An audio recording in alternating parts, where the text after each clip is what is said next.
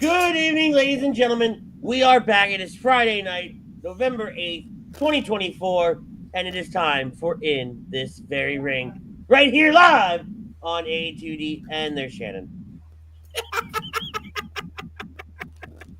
I miss you guys. Miss you too. Anyway, we're live on A2D Radio, Facebook, YouTube, X. We are everywhere. We are brought to you by our friends at Baggio's Bread, located in Mount Laurel, New Jersey, home of the best stuffed breads, tomato pies, sandwich, cutlets, and meatballs. Mention AHUD Radio for 10% off your in-store purchase. Football's here, so get your spread with Baggio's Bread.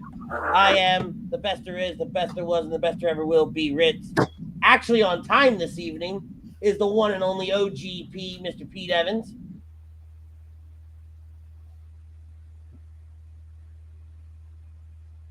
Hi, everybody. And then you've got the man of Toasty Town. Cocaine. I'm sorry. What the? Oh. I mean, we are like the bloodline of HUD if you think about it. We have, I would say, belt sizes. We kind of have that in common. They all start with that. Anyway, all right. So there are four of us, 4X in the shirt. I mean, Smackdown ended about half an hour ago, and honestly, a great way to sandwich Smackdown. You started with Roman Reigns and the Usos and Sami. You ended with the Bloodline. You ended with the new Bloodline, and kind of your best story on SmackDown, sandwiching the night. And so when we were writing the show, we were trying to think of how do we tie the Bloodline in. It is the best thing going on SmackDown right now. How do we tie it in? And so the question that we have tonight, Sami Zayn is a problem for the Bloodline. This aged wonderfully. as it always freaking does. Damn near every week. But I think we can still take this and have some fun with it, right? Because while you had the intro of SmackDown where Roman really didn't trust Sami, and then fast forward to the end of the night, everybody's throwing up the ones. Sami and Roman, it seemed like they're on the same page, but we still have 3 weeks till Survivor Series. What's to say that there's not any more? What's the word I'm looking for here? Any more wrinkles? Yeah, wrinkles, tension, right? Because you still have to bring in the wise man. You still have to bring in Paul Heyman. We didn't like Michael Cole said that they were going to wrestle at War Games, but in my opinion, that was a really weak way of announcing War Games. I feel like that's still on the horizon, right? I'm curious to see if it's going to be 4 or 5. And we hadn't heard, or did Solo just mention 5? Because he said, see if you could find 4 other members, because you got us 4 here, but then you got our 5th is Sami. Or now with Sami jumping ship and going back to the original Bloodline, is that now back to 4v4? I think it's going to be 4v4. I'd say it's 4v4. Only because I think it was 5v5 because of the Sami aspect of everything. And then I could have sworn somebody had saw, and obviously this is dirt sheets, right? We don't give them too much credit here, and we don't give them too much publicity. But there's rumors supposedly going around that Heyman is reluctant to return to WWE TV. He wants to do more backstage behind the scenes. I did not hear that. Camera. Yes. Okay, interesting. I did not. So let's keep an eye out for that, because I feel like at this point, what would you really need him to come back for? They kind of righted the ship on their own. He's not. You didn't. How we were talking. If you backtrack and you follow us, and everybody that's here now, we thank you for rocking us. I see some of the original ROTC, our tribe, right? our bloodline in here in the chat right now. We got Marshall, we got Todd. I see here. I see Dynasty in here. But to go to that point, 2 weeks ago, we were sitting here saying, like, how do we get to this point? How do we get to this point where we get the original bloodline back together? And I was one saying, like, maybe they may not have enough time, but if they do it across both shows, they should have more than enough time. And it looks like it was definitely the latter, right? So I phrased this question, this poll, coming from the standpoint where I wanted to leave out original bloodline, new bloodline. So he is a problem for what is the bloodline. So obviously I agree to the poll. Mm-hmm. Just kind of curious to see what they can add, if that tension, if they're going to do that old adage of how they're going to build up that tension. So you said, Ritz, maybe they have a tag match or what have you. Somebody gets hit, this, that, and the third. Or, like I said, I don't know. I still think at some point somebody new for the new bloodline is going to debut at War Games. I still think it's going to end up being 5v4. And no, I don't think. No, I'm not saying in the match. I'm saying there's going to be a fifth member introduced at War Games that may cost the original bloodline the match. No, I don't think the original bloodline would. I don't think we're going to get there. Okay. Right. I don't think that's going to become a problem for them, because at this point you have to give the bloodline some kind of, the original bloodline, Roman's bloodline. You have to give them some kind of win, and they've been taking L after L after L after L. I thought it was this crown jewel, which I mean, kind of put Solo over. When they did the Bad Blood, Cody and Roman won. I mean, yeah, but that's because you had you had. You're not saying perfect. You're not saying winning in the actual literal term. How many times we've seen Roman laying flat in the ring to end SmackDown after taking a spike? Yeah, I'm talking about they've gotten beat down religiously, and then they've always had the odds stacked against them. Now that it's a level playing field, I think you have to give it to Roman, because now we start the return to glory for Roman. Right, he already beat everybody. Right, they went to war, they won. Mm-hmm. All right, now Solo, you have no excuse, you have no reason to not wrestle me. We build that for something like the Royal Rumble. Okay, they wrestle. No, stop it. They wrestle. Roman wins. Okay, you've set yourself in a position to where if Rock is doing WrestleMania.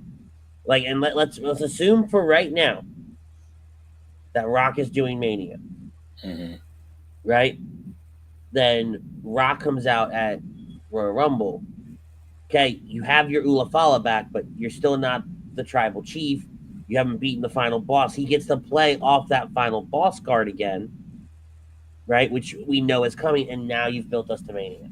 See, I will say this, and then we'll let Butters and the mayor of Toasty Town. I don't know what town you could be a mayor of wearing that shirt. I will just say that, and I move on.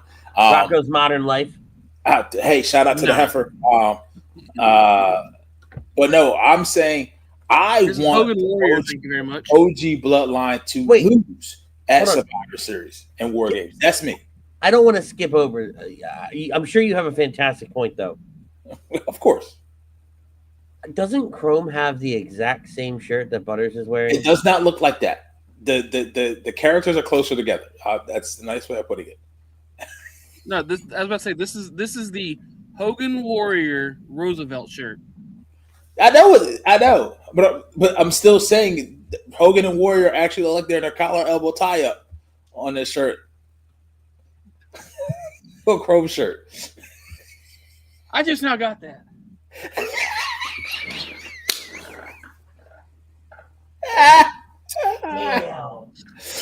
I'm gonna come find where you live and decorate your house in Dallas Cowboys. Hey man, I need something to wipe my ass with. You know what I mean? Just saying. But back to the fantastic point I was making, like the fantastic Mr. Fox. If you never seen the movie, go ahead and see it. I never thought I'd draw that conclusion today. Yeah, no kidding. But no, I want the new bloodline to get to a pinnacle because I don't need Roman, Jay, and Jimmy and Sami to win. Outside of just they're already made. Just the fact that we're going to see them together again in 3 weeks from tomorrow on November the 30th. That's enough for me. But you need to still keep elevating because once this story is over, because the OG bloodline, once they reunite, like there's Jay and Sami are on Raw. Jimmy and Roman are on SmackDown. Like they can't stay continuous together. It's cool to have this one hoorah, you know what I mean, to kind of face this big bad. But that big bad still should get into that point. Say the GMs can't trade. Say that again? I said, who's to say the GMs can't trade people? They could. That was saying though, Butters, because there's something Pete said that I want to touch on, but I don't want to keep skimming over Butters here. Yeah. So Butters, go ahead. Agree, disagree, and I want to come back to a point that Pete made. I'm going to agree to the poll. Sami is a big time, Sami is big trouble for the bloodline. Before everything happened tonight, I was going to say he truly was big trouble, a big problem for the new bloodline. I didn't think he was going to side with him. I didn't think he was going to do anything. If anything, he was going to try to make amends and then, help him out, which, as we saw tonight, exactly what happened. Yeah. Yeah. I mean, you're getting cooked in these comments. Oh my God. I'm trying. I can see this. I'm so trying. I feel bad that I even rolled. I'm not. You're getting just rolled over here. And also, you got to think about like the OG bloodline. One of the intangibles that they have, and they probably can get on the page faster, even though it's a lot of tension, a lot of history there, is they were a bloodline and a unit longer than this new version of the bloodline. And correct. Solo, I get what he was trying to do, and I see how he's trying to approach being the tribal chief, laughing and then snapping and this, that, and the third. But that's going to get tiring. I think ultimately, when it's all said and done, I think Solo turns face again at some point.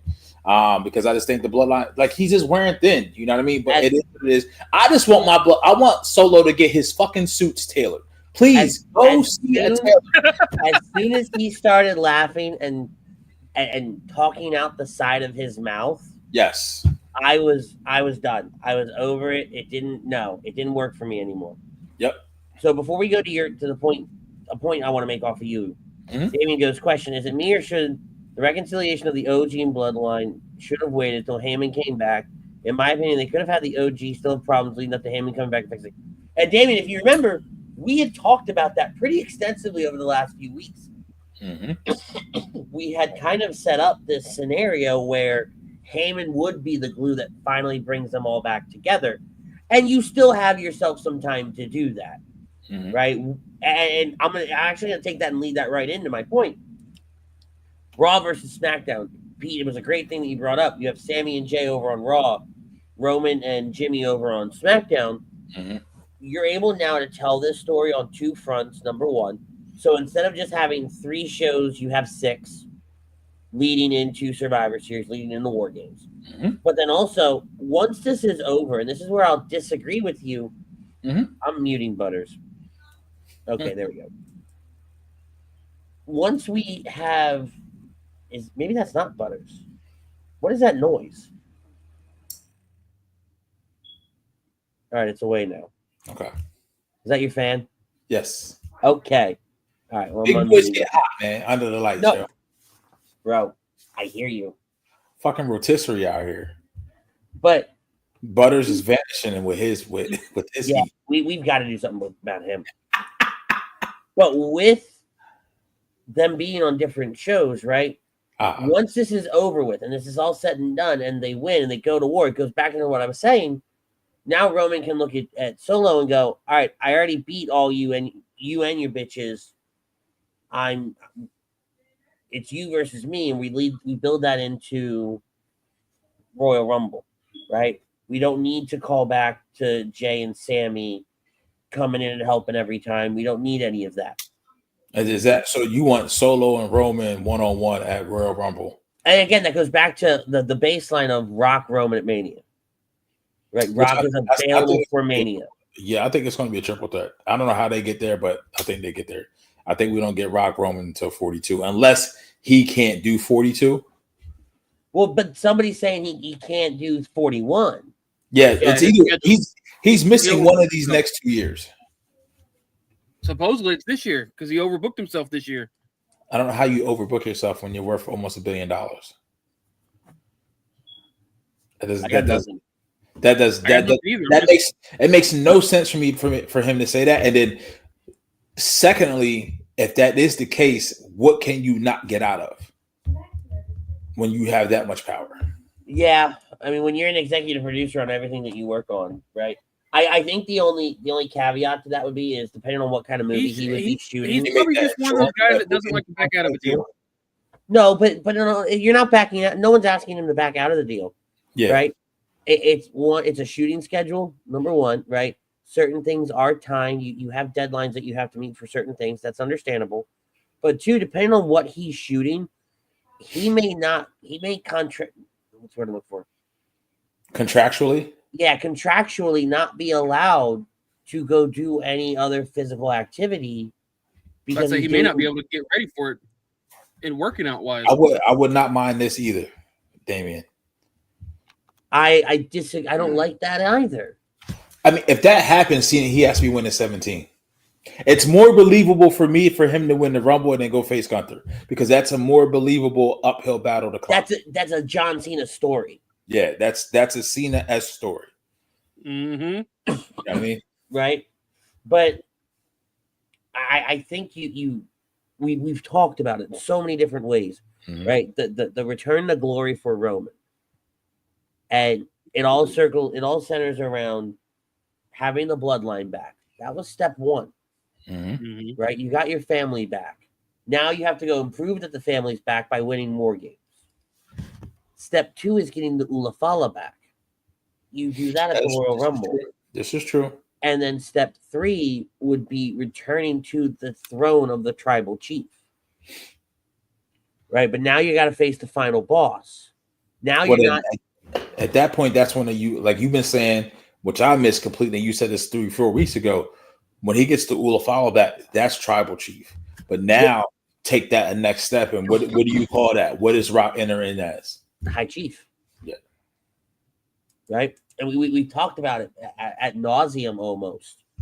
Right? And I really think that's the route you take. You return because WrestleMania 40 was the fall of this episode's called The Rise of Sami Zayn. Right? Mm-hmm. WrestleMania 40 was the fall of the Roman Empire. As we knew 40, it then. Correct. WrestleMania 41 is the birth of the new. And believe it or not, Sami Zayn plays a huge role in that. If you think back to the Royal Rumble last year, when Sami turned on Roman and the Bloodline, that was the start of the downfall of the Roman Empire.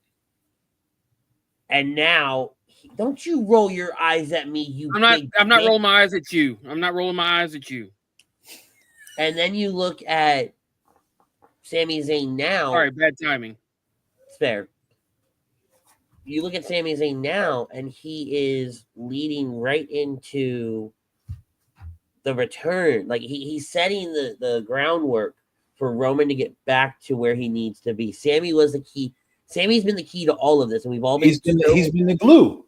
Yeah, we've been so crazy not to think about it, and it's really long-term storytelling, and it's really intelligent storytelling if you think about it. If you really take a step back and you look at how we've gotten here on both fronts, and it gives, and let's just say Roman somewhere down the line does get the title again.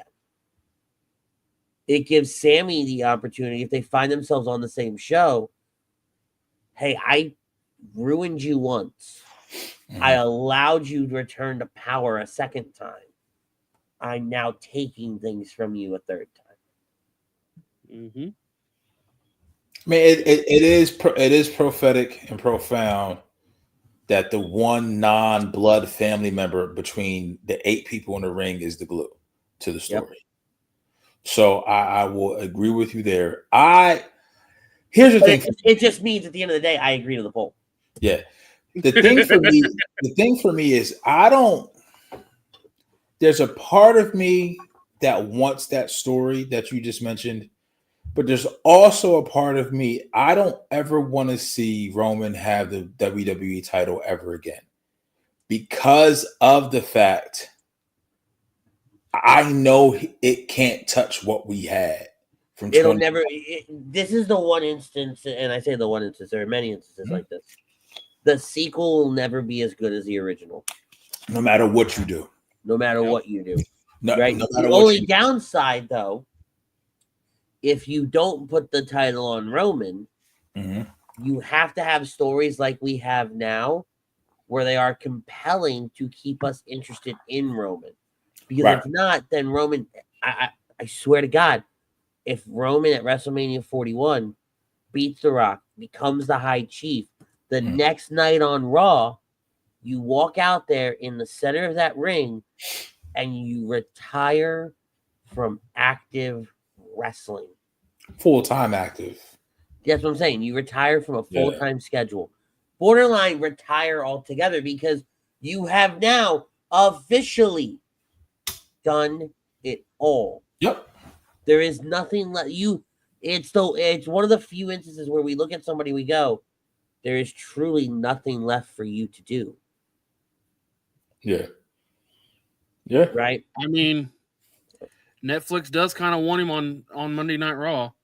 I mean, from what Kevin Nash said on his pod, I think he said that Roman last year, his salary is more than what the 1993 roster was altogether, like $15 million a year. Yeah. So they're not paying him that for nothing. I mean, and honestly, since this whole year, he's had it. I would say even since last year, like Cody has been the face of non-WWE TV programming when WWE is mentioned.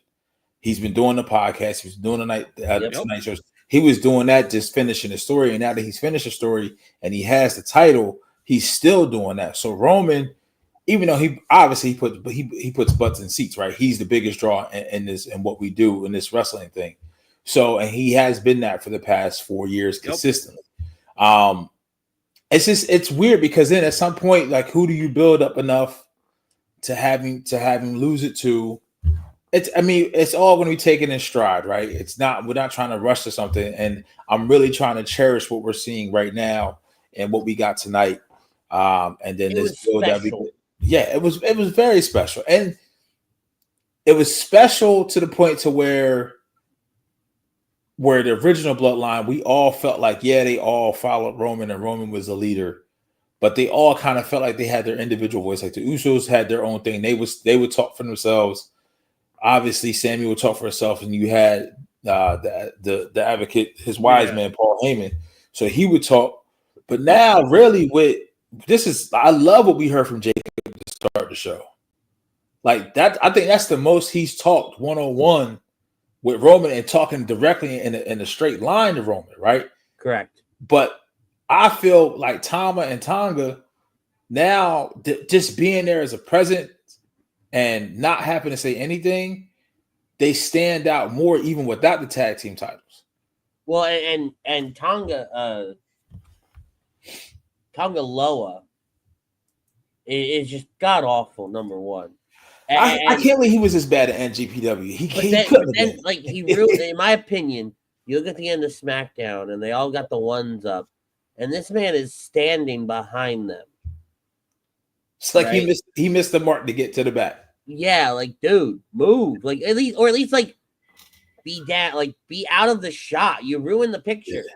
Maybe that was for like the dark, like after the TV went off, he runs in and then we get something.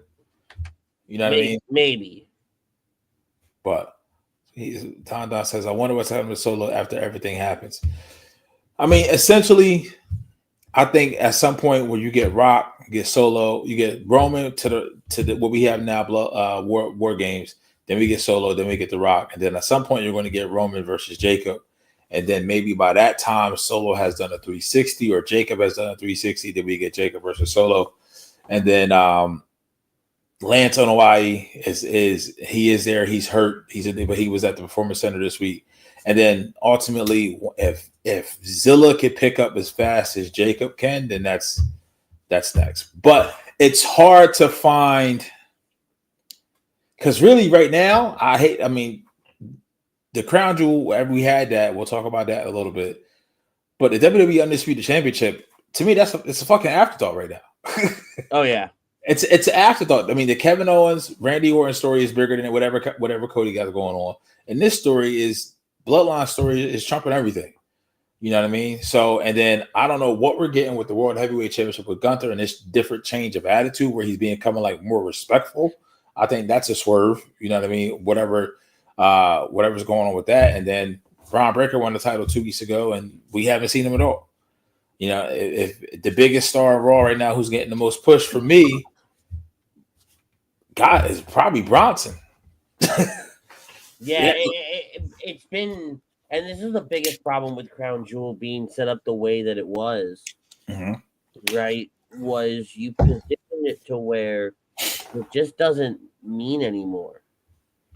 Like it didn't mean anything. So so now I've heard the opposite for some, and fam in the chat, let us know. I heard that they like this Crown Jewel because every match kind of has something at stake.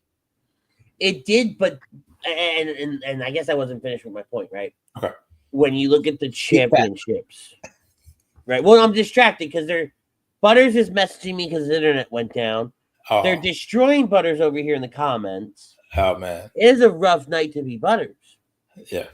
But when you think about the titles and you think about, Liv versus Nia, we talked about it last week on our preview show, which you weren't at because you had some like late ass Halloween party, which was a blast, by the way. Congratulations. A lot of tequila jello shots. It was November. But we've spent more time talking about the Tiffany Stratton factor. Yes. Right? Was she going to cash in? Was she not?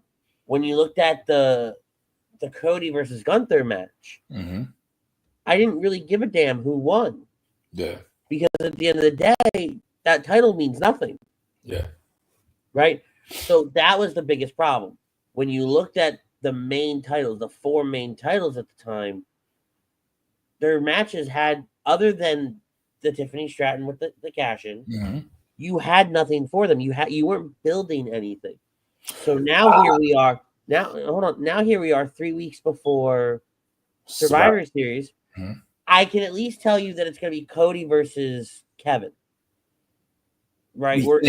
We're aiming down that path. Right? Gunther, I can't tell you what's going to happen there. Are they going to do Gunther versus Priest at Survivor Series, or are they waiting to Saturday night's main event? I don't know. Okay. Right? I should say we know now that we have Damian lined up for Gunther, but it's like we've been here before. You have Io Sky lined up for Liv Morgan. All right, you did a battle royal. Where's the story there? Build the story. Yeah. Right, and now you have somebody at a disadvantage because you have Io who doesn't really cut promos. No. And lives strong. Lives a great promo. Yeah. But she's not good enough to carry 2. And could this be a test? I don't know. Yeah. I mean, I like Io. I think Io's going to do a lot of the heavy lifting because of the language barrier, she carries a lot of her emotions through her actions, and she does that very, very well. We will, Marley. We will. But we will see. We'll see. There was a point I was going to make when you were discussing Crown Jewel. One thing that I will say, and I don't know how this happened, but maybe we shouldn't have had 7 matches between Carmelo Hayes and Andrade, because to me, LA Knight is about as cold as my feet sticking out of the blanket when I got the fan on. Honestly, because that was a perfect opportunity to put the title on Carmelo or Andrade, preferably Melo. Well, and I don't think necessarily LA's cold because he still does get a reaction. Oh yeah. You made him obsolete. Yes. Right? And you went this route of Melo Andrade. You had the baby face kind of screw himself into a a triple threat match, but he still ended up coming out on top, which still made no sense because you had these two guys beat the brakes off each other for weeks and they still walk away with nothing. Yep. Which does fit LA's Knight's shtick a little bit, right? I'll make you guys do all the work. I'm going to come in, clean up, and you're going to walk away with nothing. That's kind of what he said. It's almost like he's starting to get the chase. Obviously, he was doing the right things, and now that he has the title, slowly but surely, maybe starting to get a little more edge to him to ultimately where he goes over it and he just wants to hold on to the title at all costs, which is cool because I mean he could play that role as well. Yeah. I mean, I would love to see something like this. What Don says, here's LA Knight versus Joe Hendry. Book it. Here's what I would do in that situation: bring back the Open Challenge again. Bring up the U.S. Open Challenge. Yeah. And then have Joe Hendry answer it one night. Because I think is this time almost up with TNA, or is he? I'm not 100% sure. I'd have to go do some hardcore digging.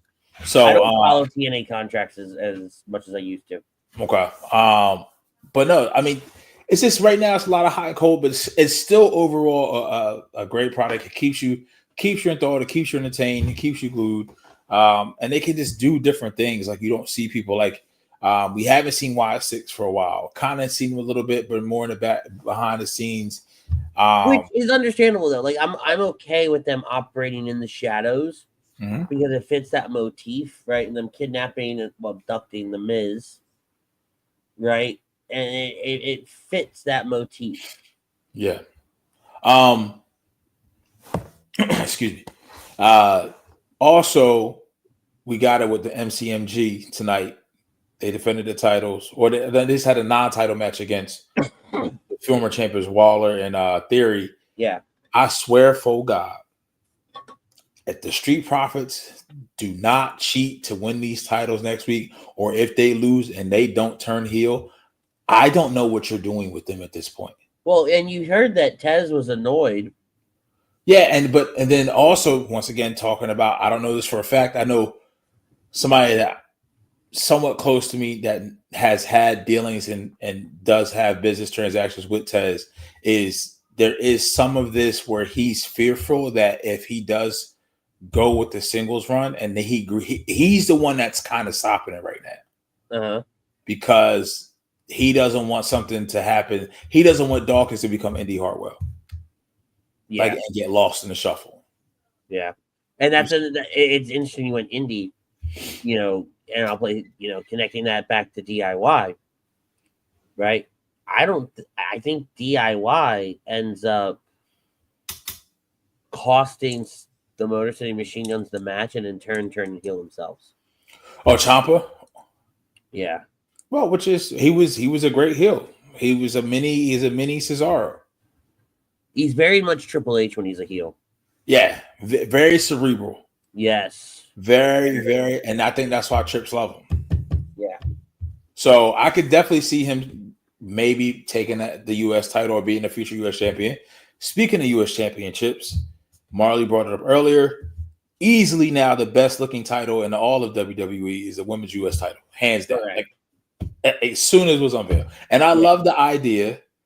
At this point, I don't know, because that's what, remember all this said for SmackDown. So now it makes me. I thought he said for SmackDown. No, he said WWE. Okay. I was going to say I prefer that. Because Cole echoed that saying Raw and SmackDown. Perfect. Don't need a women's Intercontinental title. Don't need to. No, it's going to be hard enough to carry, especially if you're going to have the Intercontinental title on Raw, right, and the U.S. title on SmackDown. We don't need the women's divisions on those same shows. No. Right? If you were to come out with two, then have them opposite each other. Yeah. Right. No, I'm curious to see how they get to a point to where they crown the first inaugural WWE U.S. Women's title holder. I could see probably being Bayley, somebody that's established to carry the title for a while, or maybe a Naomi, or in that, someone like that. You know what I mean? I kind of can see where we're going, where they're starting to replace Tiffany Stratton with Nia, with Candice LeRae. So I do want to. Prism had a couple comments in here about the Wyatt Six, not knowing the Wyatts. Prism, in order to understand the Wyatt Six more, you have to go watch the Bray Wyatt documentary on Peacock, because it sets it up, right? It sets it up and explains it more, and then you got to watch those first couple promos of theirs, and you'll understand how it actually all works out really, really well. Yeah. And where the idea came from. I agree. I concur. Butters is not coming back on. Y'all done made this man go away, people, just because I said something about his nicely spaced out shirt. No, his internet is trash. Dismiss. But I do want to nitpick Bloodline. Not Bloodline, Crown Jewel, just a second. I'm really nitpicking. I'm here for it. I did not like the fact that the 6-man tag started the night. In the grand scheme of things, I get it. You wanted to have the moment at the end with the delegation and everything like that. I understand it. But you could have positioned things differently, because the Sami Zayn moment fell really flat. It did not get the at least from my point of view, it did not get the reaction I think they were hoping for over there. I know you would have gotten a better reaction here, but it just did not get the reaction that I think everybody was hoping for. Based on the finish and who was winning the match, I understand why they did it first. Yeah. You know what I mean? Now, I still agree with you. The moment with Sammy at the end of the match, post-match scrum, better place with it than if you didn't have it open. Where would you have put it? At the top of the second hour? Yeah, probably. I would have swapped. Honestly, I would have swapped it with the Liv Morgan Nia Jax match. I would have started with that. Right, because then you're starting with a marquee match for the that crown jewel title, that crown jewel title. You get to crown the first one, awesome, cool, right? And then boom, boom, boom. You do the 6-man tag match, boom, boom, boom. You do the main event. Yeah, you got 3 major high points, really spread out really well. I can see it. It's like you said, like this is really what the whole platform is: agree to disagree. Yeah, this is definitely one of those things where it's like, okay, you can make an argument for both sides, and it's kind of like you said, splitting hairs. You kind of want to pick it apart a little bit. But also, like, I understand why it was done the way it was done. Right. So like I would hope that had it not been in Saudi Arabia, it would have gone differently. And then I will also say that from the aftermath of Crown Jewel going into the Bloodline tonight, to hear, I don't think WWE played it up enough that Solo beat Roman, that he pinned Roman. And I would say that from a video package standpoint, from an announcing standpoint, and then also from Solo when he got the mic. And I know he says, he's like, I'm already the tribal chief, but he should have said to me, I would have put some extra stank on it. I'm already the tribal chief. I just pinned you less than a week ago. I think Cole tried his best when Solo was making. I think it was when Solo was making his way to the ring. It was somebody. It was either Solo or Roman. Cole brought it up, talking about how Roman had only been pinned twice, before last Saturday, and how Solo did it, and this, that, and the other thing. And I thought it was a great line from Cole, but I do think that they didn't sell it well enough. But then that also tells me that we're not close to getting Roman versus Solo. We got to go through the Survivor Series. Like we got to go through steps to get there. Yeah. Yes, I was very mad Bianca and Jade won. So I'm not mad. I was kind of frustrated, but then I just thought to myself when I saw the comment, like, who would you put it on Takara and Last Legend? Like, I would have. And it was crazy, right? Because I don't follow NXT a whole lot, but I've because these guys have been on the main roster and they've been kind of getting a little bit more spotlight, I paid attention more. Mm-hmm. Who is it? Jakara? She's the taller one? Yeah. Towered over Bianca. Yeah. They're NXT girls. I think NXT with a stacked women's division that they have. We talked about it last week. With the stacked women's division that they do have, you can have a lot of fun with these titles down there. I think the Jade Bianca title run has kind of run its course. I just think they've been so dominant, but they haven't. I feel like they kind of put. They haven't had a challenge. Right. They put two females together that, they kind of work together, do whatever. 1 second. They work together and do whatever, but it's not something that's like kind of feasible, right? So in that situation, not say feasible, but believable to be changed, right? And that's where I just think they're kind of running into a problem a little bit in that situation from that standpoint. Does that make sense? Yeah. Okay. No, makes absolutely. You good over there? Yeah, I'm good. No, it makes absolute sense. But I still, and maybe that is Liv and Raquel, right? Maybe that is a one-on-one with Jakara and Lash. Maybe I do think we're going to get a double champion. I think one of the women's title holders right now, and they're likely are going to win the tag team titles. I don't know which one yet, but I think that is happening. It would make sense just because Liv is a chicken shit heel right now as a champion for it to be Liv and Raquel. But Raquel, I mean, unfortunately, hopefully everything with her health and I forget the actual condition that she has that made her miss so much time. But as soon as that flares up again, then what do you do? Like, what do you do at that point? Correct. You see what I'm saying? Yeah. But that's why though. But you can do it. You can do it. Liv has talked her way into a match. Raquel's not here. Mm-hmm. That's how they drop the belts. Like that gives them more flexibility with that. Right. Or Liv has to find a replacement partner. Whatever. Like there's different things that she could do there. Yeah.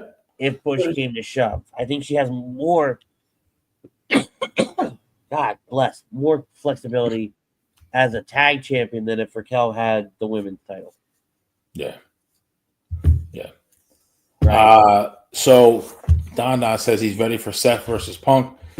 I mean, listen, man, I was mad. So speaking of another crown jewel pet peeve or a axe to grind, I did not want Seth to win that match. So full disclosure, I went to go help a customer in a car as that video package was starting. By the time I came back, that match was over. Yeah, I was not. You can't have this. You like. I understand you did an avalanche stomp from the top rope. I get it. You 2 weeks before that, in the lead up to this match, my man literally took a stomp off of a back of a tractor trailer truck onto the hood of a car, and then was fine in 10 seconds. Yep. You see what I'm saying? Like you can't have to do it. Like to me, Seth would not have been hurt if he loses that match. And believable, like he's only had. Did he work Rumble? Who, Seth? Yes. Maybe. Here, keep talking. I'll find out. Because all right, so this one thing: if he worked Rumble,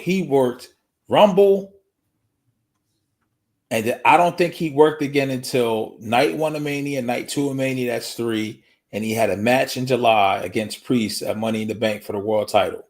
That's 4. So this is only his 5th match of the year. That's a televised match, I would say. If he worked Rumble, if he didn't, this is only his 4th. So like this, Bronson has been fucking red hot. Like why would he didn't work the Rumble? Yeah, so why would you cool Bronson? Like it just, I think it means it would have meant more for the long-term storytelling to have Bronson get that win, and then have Seth obviously still eventually get his. But to me, ultimately, when all this is said and done, and Seth and Bronson go their separate ways, to me, Bronson should be able to get to that level and maintain it, right, and take it the next step up.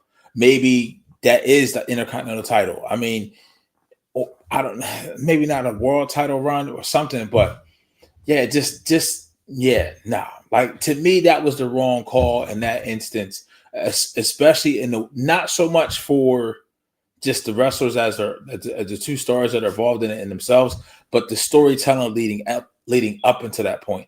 To me, Seth wasn't that big, made to seem that big of an underdog to come out on top. Like he didn't have to go through that much adversity outside of the six tsunamis. Like still lose. You see what I'm saying? Like you literally the man took a stump on top of a hood of a car. Yeah. You know what I mean? Like I don't know.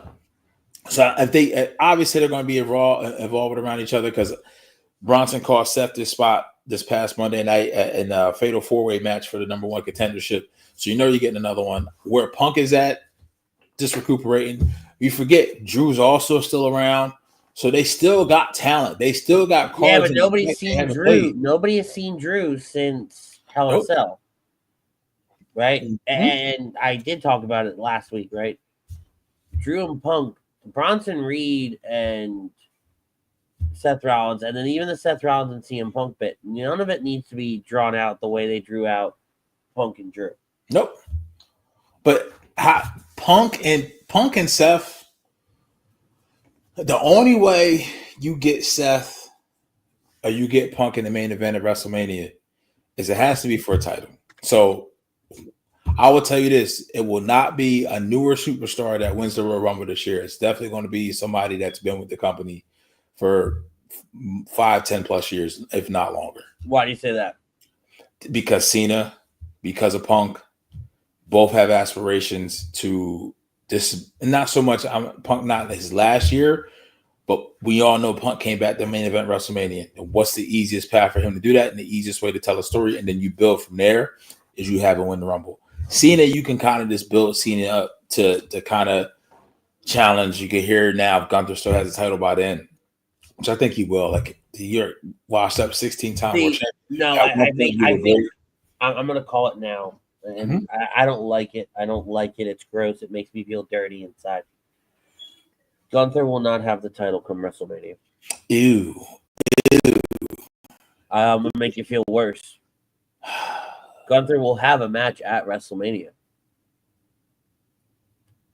It will be a retirement match for Goldberg. Oh, okay. And I'm happy to see that, and he better not fucking lose. He will.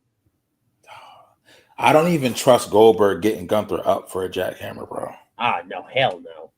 I don't.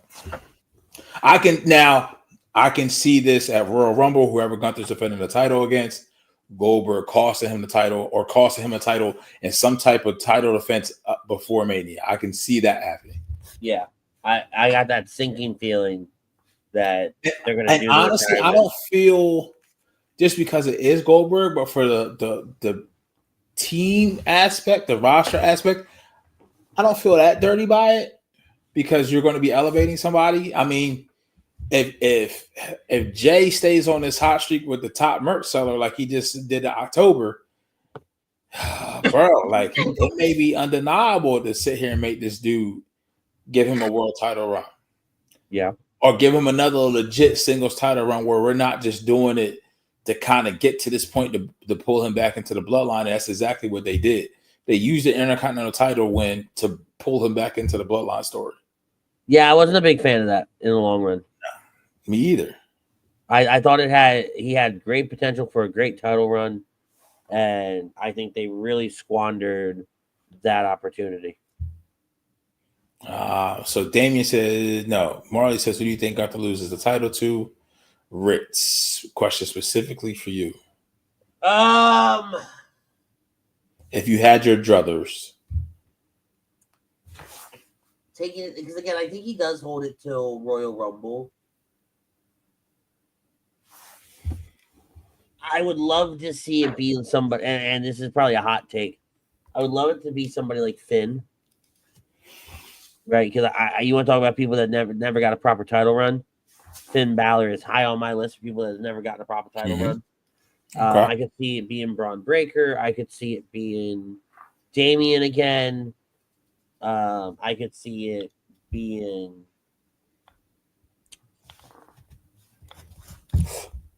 Yeah, those are probably my top right now. I don't think Seth is back in the title picture by that point. I don't think Punk and Gunther have started their program. I the only way I would say Gunther doesn't lose the title leading into WrestleMania would be if Cena wins the Royal Rumble, because I can see Cena Gunther, and that's a great story to tell with the build up into it. I think it would be fantastic. Dynasty said he thinks it's Sammy. No, Sammy already took one title off him. I don't think they're going to go to that again.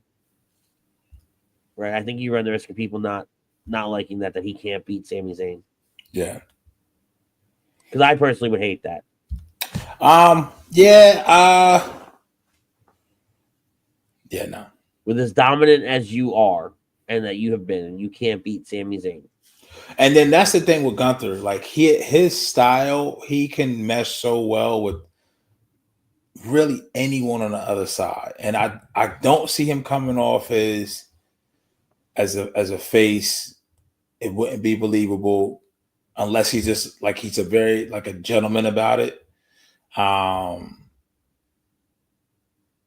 don't know. I mean, could it be Breaker? But then once again, so whoever takes the title off of him, I think at Rumble or near Rumble is a bridge champion to Mania.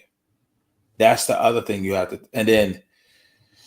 So yeah, that's kind of, to me in a perfect world for me, it should be Cena, but here's another one. All right, give you this one. All right, this just went off. We just sat here and mentioned his name. Hasn't been seen since Hell in a Cell with Bad Blood. I know we talked about Drew, but I'm talking specifically about Punk.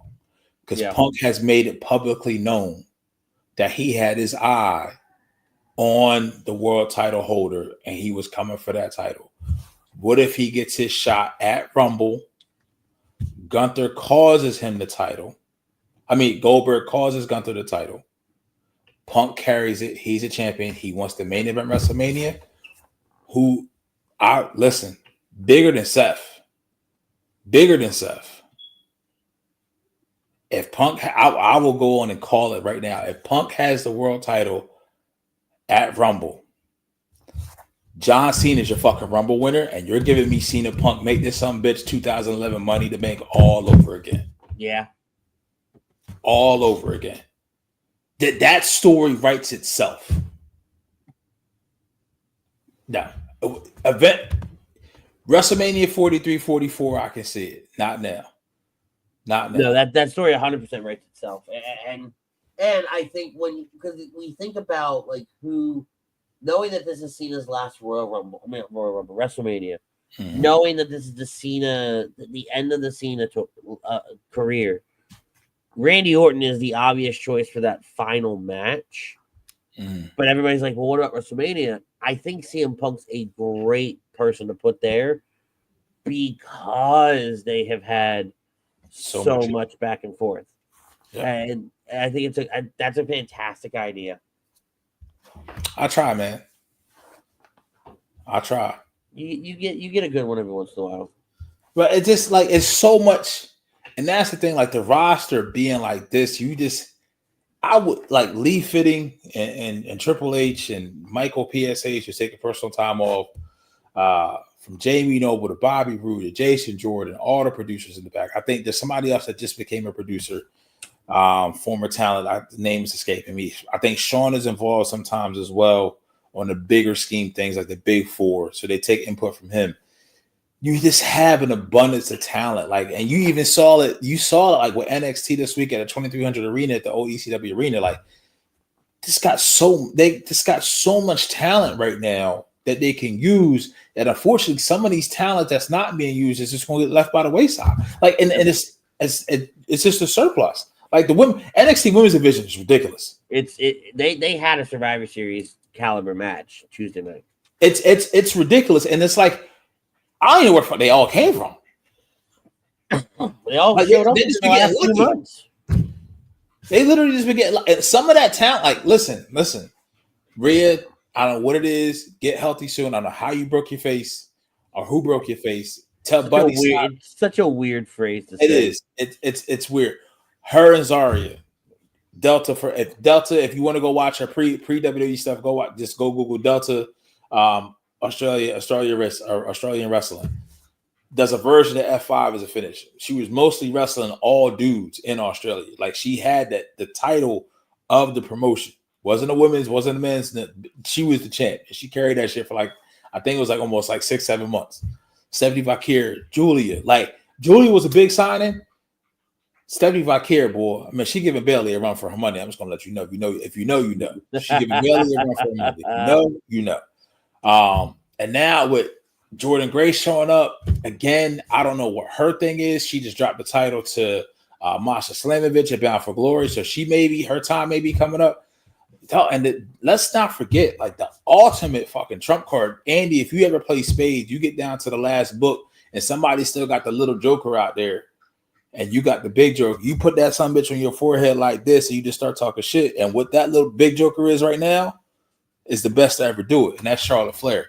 People forget she's still even fucking around, and then let alone there's rumors of Becky Lynch coming back.